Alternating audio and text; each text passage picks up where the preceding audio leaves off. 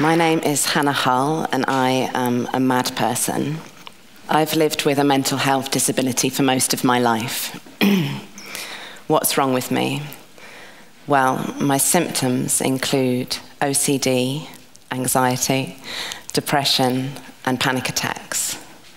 But the real question, the question that's not asked often enough of people with mental health problems, is what happened to me? When I was a child, I suffered a series of traumatic events that my brain is trying to stop me from experiencing again. So any time that I'm reminded of those events, and that can be in quite a deep subconscious way, a smell or the change of light and things that I can't quite put my finger on when they're actually happening, my brain tells me I'm in danger. And this misplaced self-preservation is what makes me crazy. And I'm not alone. Mad people are taking over the world, more now than ever. 1 in 4 of you will experience a mental health problem within the next year. In the UK, somebody takes their own life every 2 hours. 1 in 15 people attempt suicide, which means about 40 people in this room either has or will try to kill themselves. In England and Wales, suicide is the most common cause of death for men under the age of 50. And globally, by 2030, depression will be the largest health problem that we have. Despite these pretty depressing statistics, most of the time I don't mind being mad. Like many people who have suffered traumatic life experiences, those experiences change you and you don't know how you would be without them. I'm not proud of my disability, but I have come to accept my madness as simply a part of me. I have a beautiful and fulfilling personal and professional life, and at best, my mental health is a small, if constant, consideration. And most of the time, I can handle it, mostly. But when I can't, when my past experiences overwhelm my brain and completely control me, the world can be a difficult place to experience my madness in a safe way. Half of mad people say that the isolation and shame that come with a mental health disability is worse than the condition itself. I'm afraid to tell people when I'm thinking about hurting myself because I don't want to scare people away from me. 1/3 of the public think people like me are likely to be outwardly violent. I fear going to the doctor because I don't want to be pressured again into taking medication that makes me feel worse in many ways, or told that I have a chemical imbalance in my brain, just a myth that has been created by pharmaceutical companies. I know from extensive psychotherapy that my brain is just trying to protect me. I'm afraid at times to even be honest with my therapist, who I pay to help me. Every mad person knows if a therapist asks you if you're feeling suicidal, you say no, you lie, because the true answer to that question is where patient confidentiality legally ends. And when I'm at my very worst, when I'm afraid that I might kill myself, I fear calling an ambulance, because I know that depending on the training and the personal outlook of the paramedic, and depending on whether they see fit to bring a policeman with them for their own protection from me, and depending on how I respond to having strangers in my home, I could end up in a psychiatric hospital against my will and have my rights taken away from me. And that really is the deepest fear, a prison for people that have done nothing wrong, where other people decide what's best for you. The current system and social perception of mental health is stopping people like me from getting help when they need it most. What if madness was accepted as a normal experience? What if instead of trying to fix madness, we gave people a safe space to go mad, and then ask them how they want to be treated? Madlove, a designer asylum. The lunatics are taking over the asylum. For the past 5 years, myself and my collaborator, James Ledbetter, have been trying to design the most crazy, bonkers asylum we dare dream of. This is a radical reimagining of psychiatric care. We're reclaiming the word asylum and taking it back to its true meaning, a safe space. We've been working with hundreds of other mad people. The idea is not necessarily that this designer asylum would be built, although it is a possibility. The main purpose is to create a new vision that will inspire change within the current system, and to raise awareness and understanding of people with mental health disabilities, and to help them and ourselves to understand more about self and mutual care. Most of our design process happened on psychiatric wards. Some of them secure psychiatric wards, and some of them very, very secure psychiatric wards. James and I went into places that most people would never want to go, and spoke to people who don't have a voice. We're trying to put the power back in the hands of people with personal experience of mental health. This was not an easy task. We're asking disempowered people who often don't have control of their own minds. Some of them will spend the rest of their life behind shut doors. People who have got very little hope left to imagine the seemingly impossible. We call these people experts by experience, people that have got lived experience of mental health and the systems in place to support it. We ask them to forget about the laws of physics and money, and to be creative and imagine the most positive and playful space to support mental health. This took a lot of bravery from all of us, and a rigorous creative process.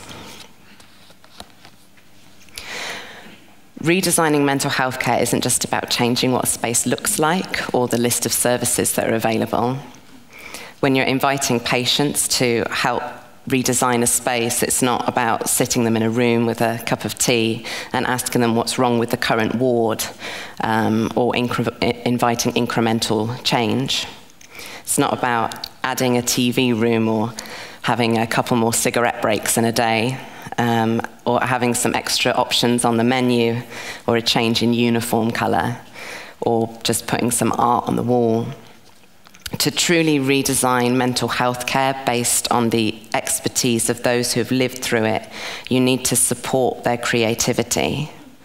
You need to liberate them from their past experiences, and you need to ask the right questions. In our workshops, after doing creative warm-up activities to get people thinking laterally, we started by asking, what should good mental health care feel like? This was the starting point of our design process. What emotions do we want this space to evoke?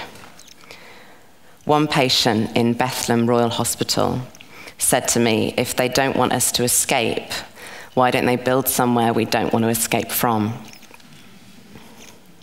How do you need to feel emotionally to not want to escape from somewhere? Among many other things, our participants said they wanted to feel human, hopeful, free, and validated. They want to feel safe to be experimental, to try new ways of thinking and being. They want to feel that it's okay to not be okay. The next question we asked was not just what should this space look like, but what should it smell like and sound like and taste like and feel like to touch. These questions allowed us to create a full sensory palette to design from. The sensory experiences that support mad people are the same as the sensory experiences that support those unfortunate enough not to be mad. People said the taste of familiar recipes, fresh food. Nobody said hospital food. And being able to cook for yourself. Imagine not even being able to make yourself a cup of tea in your favourite mug. The sight of nature, the sight of your family, the feel of your pet, of rainfall, or of getting into a freshly made bed with good quality bed linen. The sound of birdsong, music, the sound of the weather, or of silence, or being able to control the volume of your environment. In many psychiatric wards on the upper floor, you can't open the windows, or barely at all, to prevent people from jumping out of the windows, but also preventing fresh air. One person said to me, instead of locking all the windows, why don't they just put bouncy castles underneath them? We collected hundreds of sensory suggestions and integrated the most popular and also the most imaginative into our designs. The next question we asked was about people. It matters who is giving the care. People make up the fabric of an environment as much as anything else. Our participants mentioned personal qualities like being practical, honest, respectful, and funny. Particularly someone with a dark sense of humor is useful when dealing with crazy people. Many people wanted to be supported by staff that had personal experience of mental health. You're more likely to trust somebody who shares the same experience of the world as you. One person suggested professional huggers. And my favorite suggestion was somebody with kind eyes. I love the idea that doctors and nurses and psychiatrists could be rejected or accepted into a position based on the kindness within their eyes.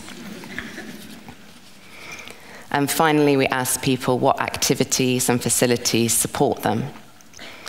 People wanted a gym and a pool, outdoor space for gardening, a farm, art workshops, a library full of books and music and film that have helped other people in their recovery, and a librarian who could help you to get a book or a film that had a sad ending if you needed to have a good cry, or a happy one if you didn't. One suggestion that I love was that we keep the padded cell as a place to scream and shout and punch the walls, but that we were given the key to let ourselves in and out when we wanted. And my favorite answer was a young man in Birmingham. He said he wanted to have a room full of Fabergé eggs and a hammer to smash them with.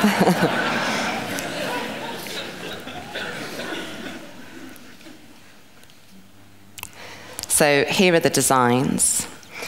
With Rosemary Cunningham, an illustrator, Ben Kozlowski, a designer, and James Christian, an architect, we came up with this installation at the Wellcome Collection, which is a major museum in London. And our exhibit was visited by 150,000 people. The model features many of the ideas generated from our research process and allows for diverse needs to be met in a single space. It's definitely not one size fits all. Here you can see the bakery, which is the food hub, where you can smell home-cooked food, cook for other people or be cooked for, eat in a quiet nook on your own or communally. Here is what we're calling treehouses, which are private pods with no disruption if your neighbour is having a bad night, no jangling of keys along a corridor at night. And you can arrange these spaces however you want with your personal possessions around you. And nearby there's pods for friends and family to stay and be close by you if you need them. And just outside your door is a running track around the hills. This is the town square where there's always something happening. There's always somebody around if you need help or you just want some company. And of course, little dogs to pet. And here is a lake with a birdhouse to attract birds and birdsong, tennis courts overlooking the water, little spots for making art, a boat for you to take a trip out onto the water. We've tried out some of these ideas in real life, so here's part of an installation at FACT in Liverpool. This was open for 3 months as an experiment in mutual care. This space had over 3,000 visitors and over 350 mad people participated in workshops that were designed by and for people with mental health disabilities. At the back, you can see an attempt at what we call the cooling tower, the padded cell for people to shout and scream in. You can control the weather by the projections. There's projections on the umbrella canopy, and as you come into the space, you can pick what weather you want to have that day. In the central area is a workshop space for lots of patient-led activities such as aromatherapy, chocolate making, critical reading groups, making a postcard to send a friend, all ideas that mad people have come up with themselves. And then there's a quiet, comfy pod shaped a bit like a piece of Turkish delight at the back. And here you can have private chats. You can draw a curtain across while you're in there, and people can tell that the room is occupied by the feet underneath rather than occupied signs and locked doors. The space featured a simple indoor garden with growing workshops, again run by mad people, with a focus on fragrant and edible plants. And these bookcase stairs house the Library of Good Mental Health, which all of the books have been recommended by people, and there's a note in the front about when it helped them in their journey. And it's not limited to self-help or medical books or psychology books. It's any work of literature that's helped somebody in some way. And then at the front of the space is a scent station where, as you come in, you could pick a room scent that you found comforting. And we found this amazing place that could sell us a room scent of a thunderstorm. The Madlove concept is not a space to cure or stop madness. It's a space where good mental health can flourish and bad mental health can be experienced safely. And it's not just an unrealizable utopia. We've found that if you're willing to imagine utopia, people will come and help you build it. We've already had 3 major health partnerships in the UK, including redesigning a children's mental health unit in Edinburgh, designing a recreation area for a high-security psychiatric hospital, and developing new training for mental health nurses to help them be more creative and empathetic, but also to understand their own mental health better. We've also received lots of really great press coverage on BBC Worldwide and the national UK papers, and even a pilot for a television show. This willfully optimistic vision gives people hope and agency for those working in the mental health services and those who need them. And this just isn't just about the big picture. People come away from the workshops with ideas on how to improve their immediate environment. Planting a lavender bush or baking a cake with their grandma's recipe, or just opening a window next time it's raining and listening. What would it take to improve your mental health? The answers might be simpler than you think, and they might not be that dissimilar to mine. We need to create a more flexible and empathic world for everybody, because at least 1/4 of you will go mad within the next year. And when you do, you'll need some mad love.